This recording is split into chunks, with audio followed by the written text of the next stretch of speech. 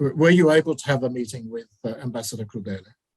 Yeah, so I had the opportunity to meet with the new Italian ambassador for Australia on Monday. He came to see me in my office in the State Admin Centre.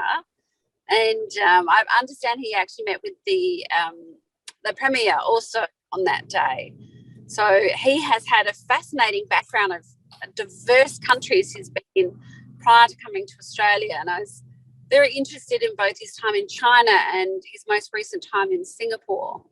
So he comes with a person who has spent time in our wider region, which I think is very beneficial for us. And Italian companies, particularly who might be doing business in Australia, but also have connections interstate or overseas. Yes, and there's, as I said, he met with your colleague, Minister Boyer, because education and the teaching of language is important. I know you have a personal interest and a portfolio interest in that topic as well.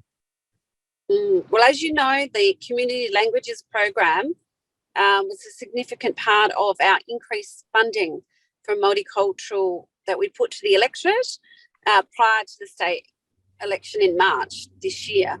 So $4 million of that additional money will go to community languages schools. Now, of course, that's across all languages, and we have people from 200 different countries who now live in South Australia. So that must be spread amongst all the countries. And of course, it only goes to people who are registered as a community language school in South Australia.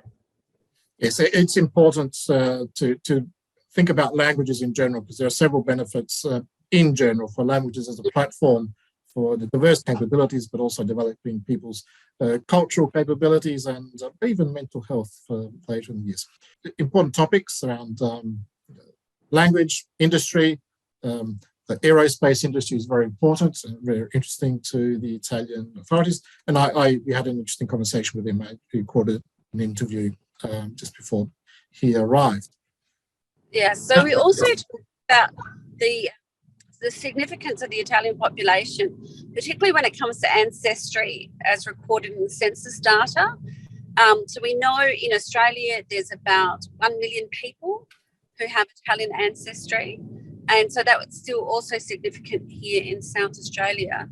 But I also talked about the government's support for whether it be a festa or, of course, the new improved Adelaide Italian Festival, which we've given 3 years funding commitment to.